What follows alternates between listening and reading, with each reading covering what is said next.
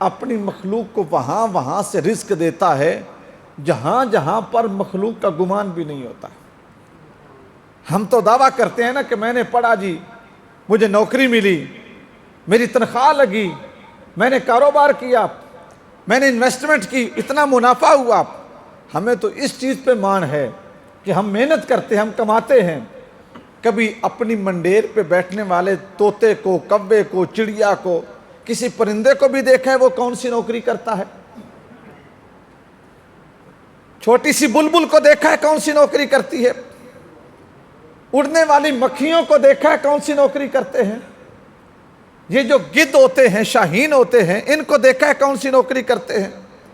آپ کے گدھے، آپ کی بھینسیں، آپ کی گائیں، آپ کی بکریاں، آپ کی گلیوں میں چلنے والے کتے، بلیاں کون سی نوکری کرتے ہیں؟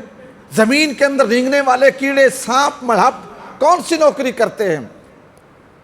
کوئی بھی بھوکا نہیں سوتا۔ وہ ایسا رازق ہے جو اس نے اپنی مخلوق کا رزق پیدا کیا ہے، وہی رزق اس کو عطا بھی کرتا ہے۔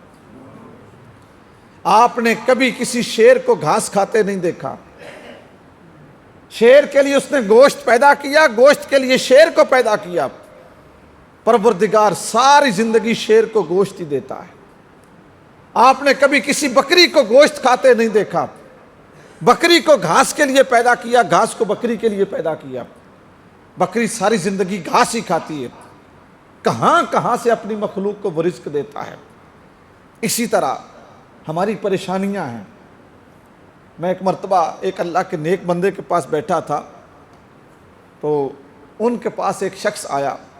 یہ میانی علاقہ ہے بیرا شریف کے ساتھ، میانی سے وہ بندہ آیا اور اس نے اس فقیر سے یہ بات عرض کی، کہا حضور مجھے یہ پریشانی ہے، میرے شادی ہوگی، میری اولاد نہیں ہے، میں نے کام کیا، میرے کام میں برکت نہیں ہوئی۔ اپنے نا دکھ سنانے لگا۔ 4-5 دکھ تو اس نے میرے سامنے بیان کیے، 4-5 دکھ، یعنی اس کے پاس اولاد نہیں تھی اور شادی کو اس نے غالباً کہا کہ 6 سال ہو گئے۔ انہوں نے سن لیا، پھر کہا کہ مجھے کوئی برکت نہیں ہے رزق میں، یعنی کوئی نوکری بھی نہیں ہے، کوئی کاروبار نہیں ہے۔ کوئی کاروبار اس نے بتایا کہ میں نے شروع کیا، پھر وہ نہیں چلا۔ انہوں نے سن لی بات۔ 3-4 اس نے نا اور چیزیں اسی طرح کہیں، وہ سنتے رہے۔ کہا اچھا ٹھیک ہے بیٹھ جاؤ۔ وہ بیٹھ گیا، ہم بھی بیٹھے تھے۔ میں سوچنے لگا کہ اب یہ کیا اس کو جواب ارشاد فرماتے ہیں۔ فرمانے لگے جتنی تم نے تکلیفیں کہی ہیں، اس وقت جو ہے نا ہمارے ملک کا بادشاہ پرائم منسٹر عمران خان تھا، مطلب پہلے تھوڑا سا 6 مہینے پیچھے چلے جائیں تو اس وقت کی یہ بات ہے۔